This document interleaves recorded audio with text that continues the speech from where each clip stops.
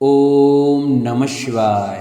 बोलो शंकर भगवान की जय। नमस्कार दोस्तों, स्वागत है आप सभी का मेरे YouTube चैनल आर के भक्ति ज्ञान में। भक्तों, आज हम आपको सोमवार के दिन सुनी जाने वाली भगवान शंकर और माता पार्वती की व्रत कथा सुनाएंगे। तो सभी भक्तजन हमारी कथा को श्रद्धा भाव और प्रसन्न चित्त मन से सुने। जो भक्त हमारे चैनल पर नए आए हैं, जो हमारे चैनल को नए देख रहे हैं, ने अभी तक हमारी वीडियो को लाइक नहीं किया है, वो वीडियो को लाइक करें, चैनल को सब्सक्राइब करें और कमेंट में ओम नमः शिवाय, ओम उमा महेश्वराय नमः अवश्य लिखें।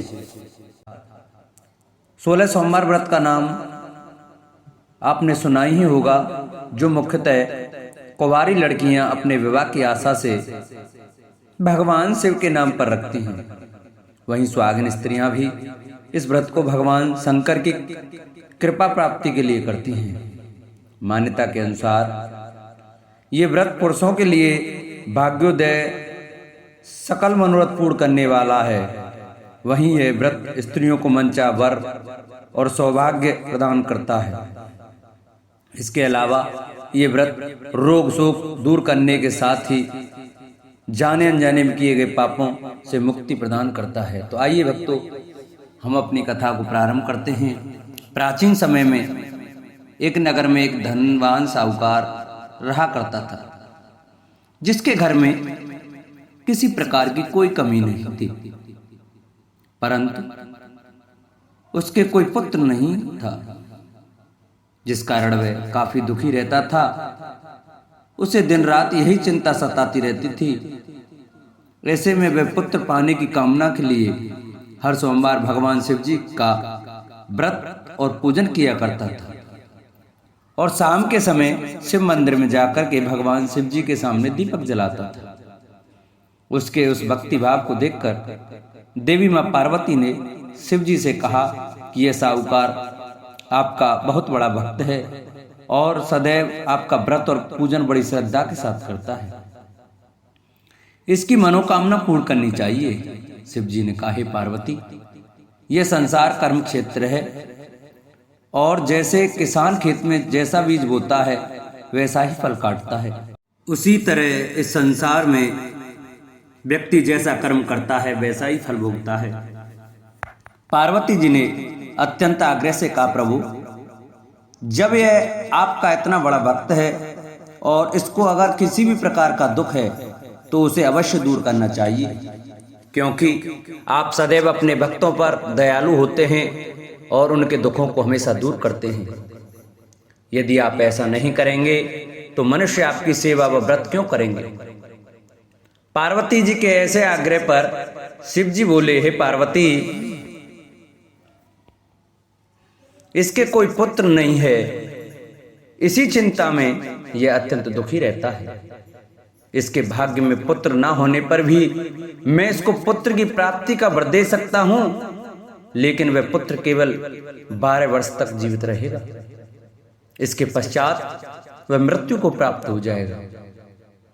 इससे अधिक तो मैं भी कुछ और इसके लिए नहीं कर सकता। यह बातें साहूकार सुन रहा था। इससे उसको ना तो प्रसन्नता हुई और ना ही कुछ दुख हुआ। वह पहले की तरह शिव जी महाराज का व्रत और पूजन करता रहा। कुछ समय व्यतीत हो जाने पर साहूकार की स्त्री गर्भवती हुई और 10वें महीने में उसे अति सुंदर पुत्र की प्राप्ति हुई।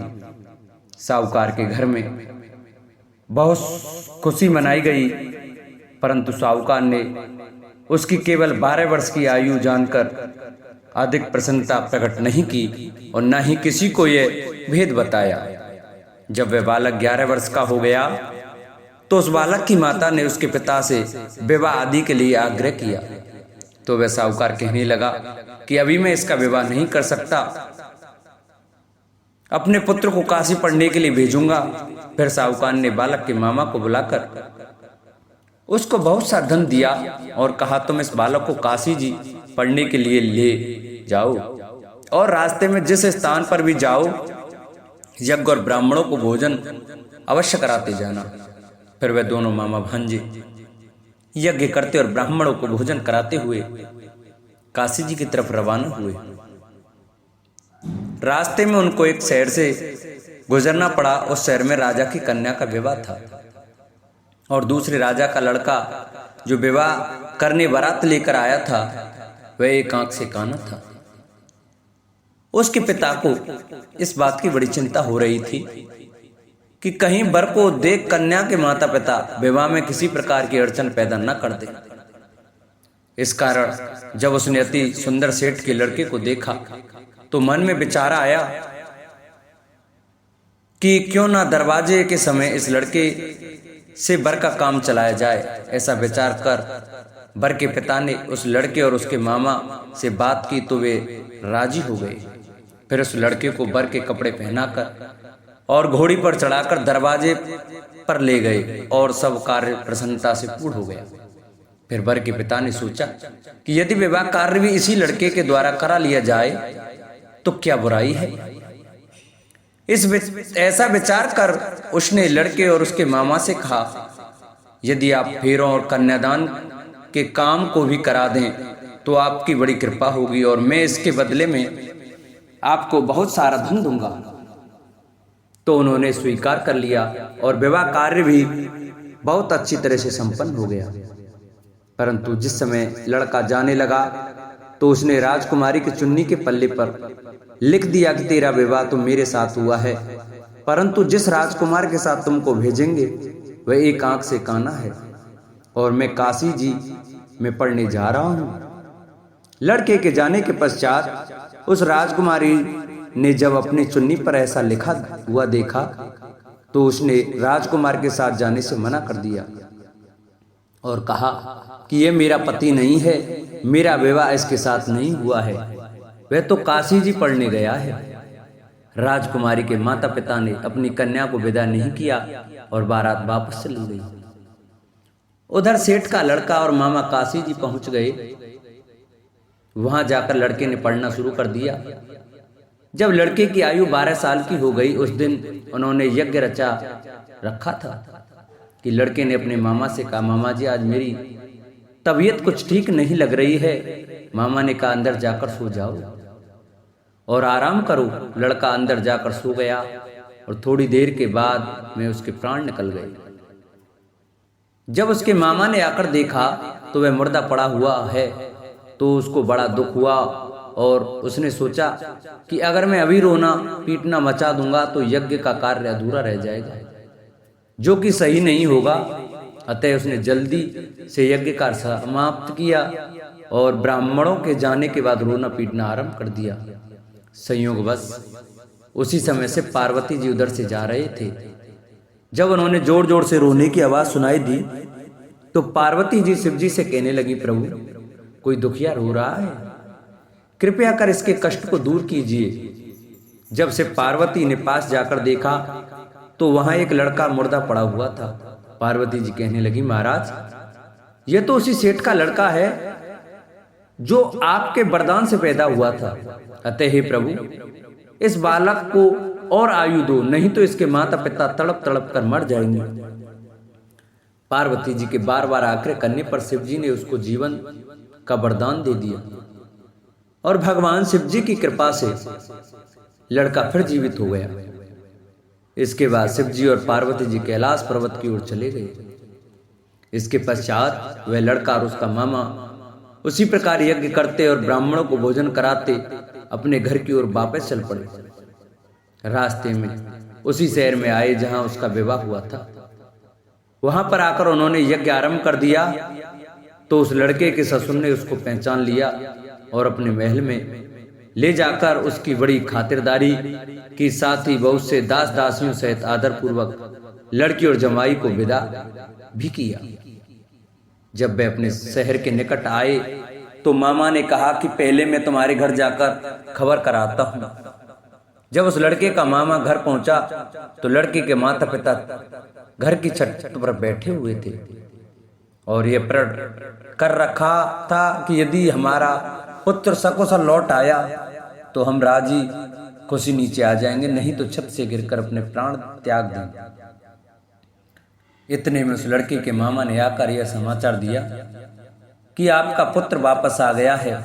तो उनको विश्वास नहीं आया तब उसके मामा ने शपथ पूर्वक कहा कि आपका पुत्र अपनी स्त्री के साथ बहुत सारा धन साथ लेकर आया है।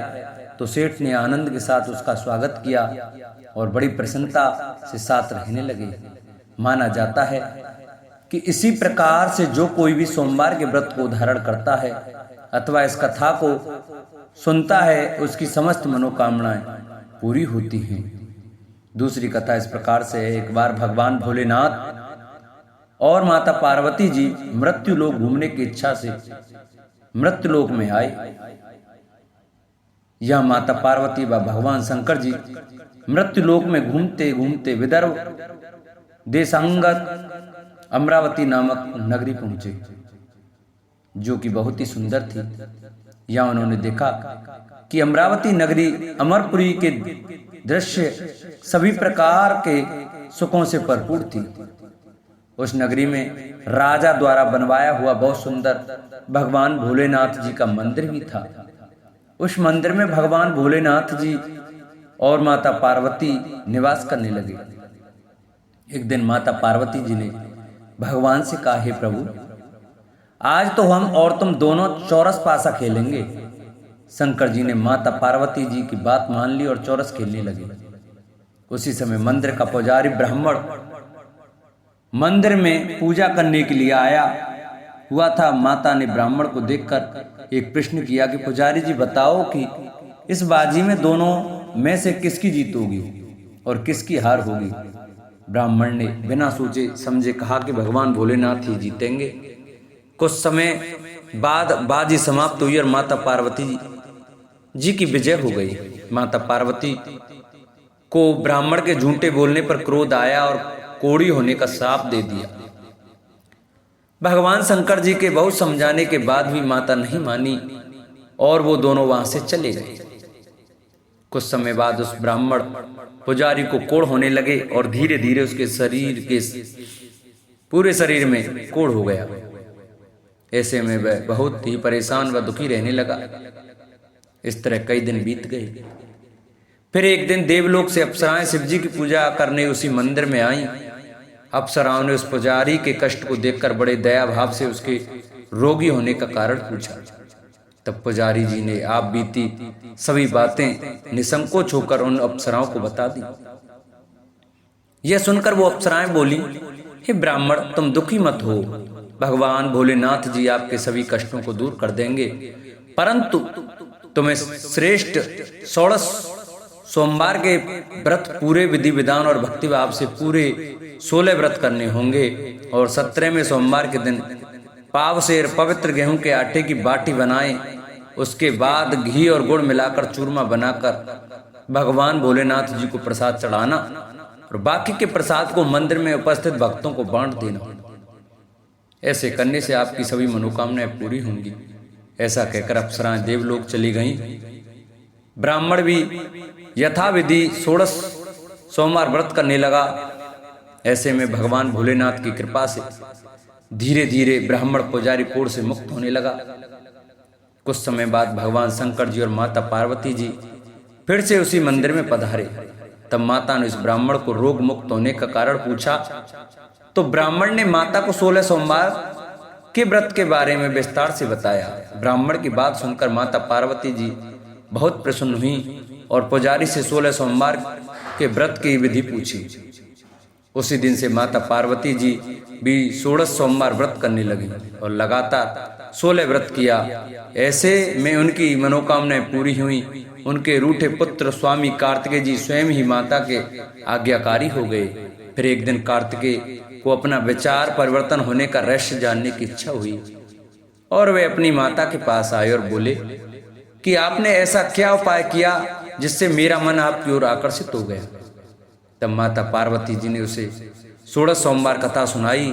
तब कार्तिकेय ने अपनी माता से कहा, इस व्रत को मैं भी करूंगा क्योंकि मेरा प्रिय मित्र ब्राह्मण दुखी दिल से परदेश गया है, हमें उससे मिलने की बहुत इच्छा होती है।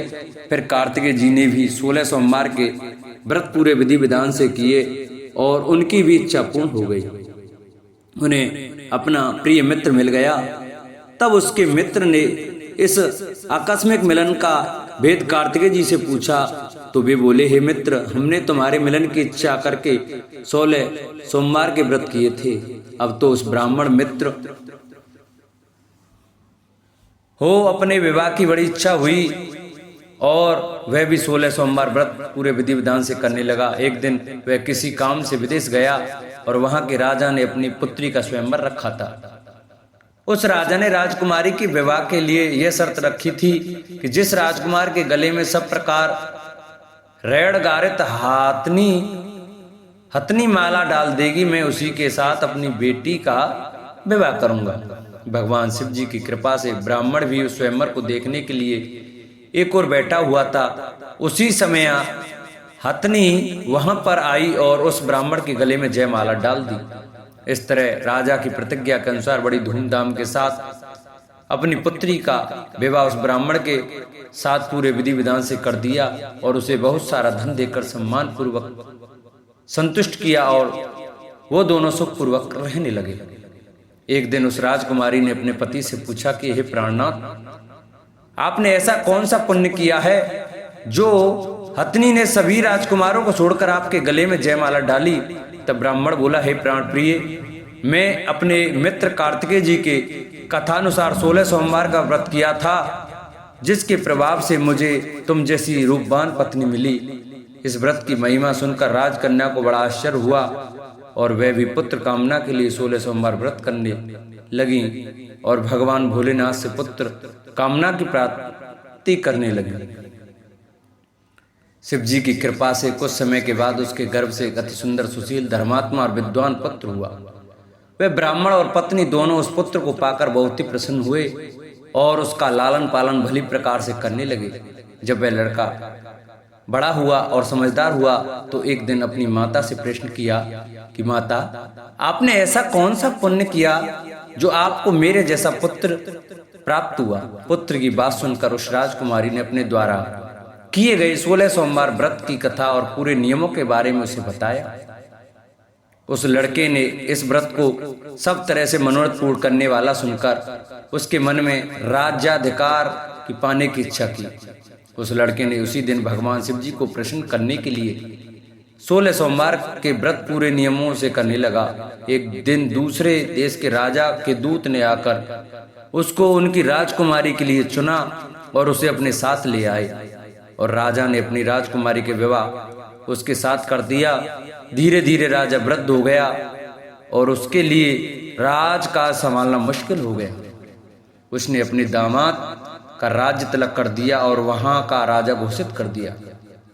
इस तरह ब्राह्मण पुत्र राजा बनकर भी ये व्रत करता रहा। जब 17वां सोमवार का व्रत आया तो उसने अपने रानी से सभी सामग्रियों सहित भगवान भोलेनाथ जी के मंदिर आने को कहा, किंतु रानी मंदिर नहीं आई और उसने अपने दास दासियों को पूजा की सामग्री लेकर मंदिर भेज दिया। राजा ने पूरे विधि विधान से भगवान शिव जी की पूजा करी। जब वह वहां से जाने लगा तो उसने सुना कि आकाशवाणी से एक आवाज आई और उसने कहा, हे राजा, अपनी इस रानी को राजमहल से निकाल दे, नहीं तो ये तेरा सर्वनाश कर देगी। इस वाणी को सुनकर राजा आश्चर्य में पड़ गया और उसने तुरंत मंत्रियों की बैठक बुलाई और आप बीती सुनाई। मंत्री आदि सभी बड़े विस्मय और दुख में डूब गए, क्योंकि जिस कन्या के साथ राज्य मिला है राजा उसी को राज से निकालने का जाल रच रहा है, यह कैसे हो सकेगा। अतः में राजा ने अपनी रानी को राजमहल से निकाल दिया। रानी दुखी हृदय से अपने भाग्य को कोसती हुई अपने राज से बाहर चली गई।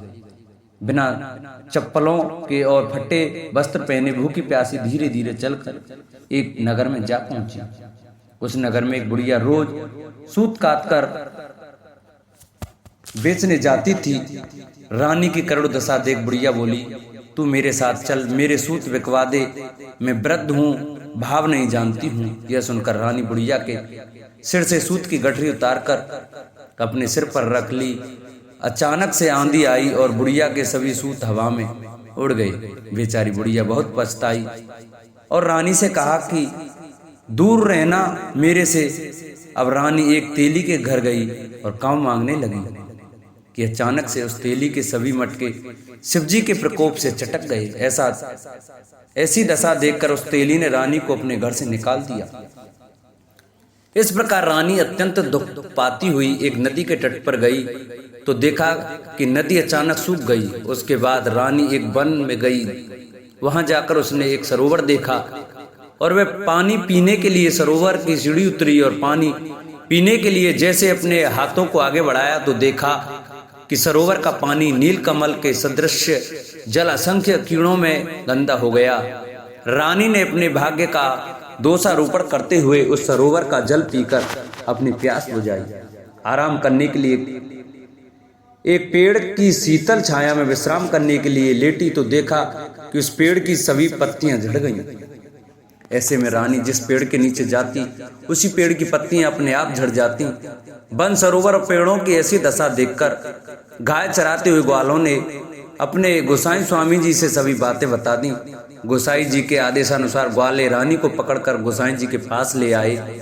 रानी की मुख कांति और शरीर शोभा देखकर गोसाई जी जान गए कि यह कोई विधि की गति की मारी कुलीन अबला है। ऐसा सोचकर गोसाई जी ने रानी से कहा कि हे पुत्री, मैं तुमको पुत्री समान रखूंगा, तुम मेरे आश्रम में ही रहो और मैं तुम्हें किसी प्रकार का कष्ट नहीं होने दूंगा। गोसाई जी के ऐसे वचन सुनकर रानी को थोड़ी धीरज मिली और वह आश्रम में ही निवास करने लगी।